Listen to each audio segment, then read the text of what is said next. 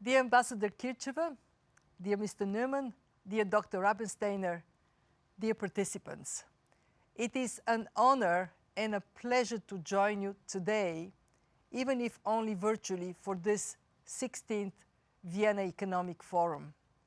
This year's forum is special because it marks the 30th anniversary since the fall of the Berlin Wall and the Iron Curtain.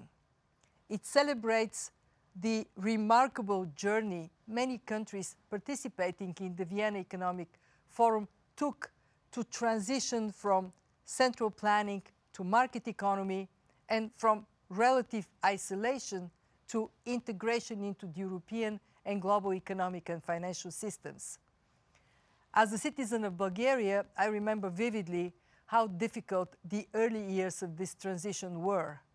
The runaway inflation, which wiped out a lifetime's worth of savings, the uncertainty of what the future would bring. 30 years later, it is clear that the transition towards market-based economies, while difficult, has been successful. Since 2000, annual real GDP per capita growth in the transition economies among the Forum's member countries has averaged nearly 4%.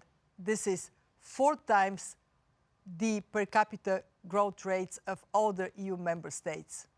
As a result, living standards in the region have rapidly increased. The outlook is for continued growth and convergence. The driving force behind this success story were both reforms to shake off the legacy of central planning and build economies based on market principles. And the gravitational pull of the EU was also instrumental. The promise of EU membership helped policymakers align laws, regulations, and institutional frameworks with those of Western Europe. In turn, the EU provided capital, trade opportunities, and benchmarks for the region to aspire to. This is what happened in the last 30 years. What about the next steps? We understand the disappointment caused by recent setbacks in EU accession negotiations. But we are hopeful that policymakers will remain committed to pursuing needed reforms, not only to remain on the EU accession path, but for themselves to lift growth and ensure its benefits are broadly shared. Key among the needed reforms is strengthening governance and reducing corruption. Good governance is a precondition for durable growth, a greater level of trust within society, and for sharing the benefits of growth more widely.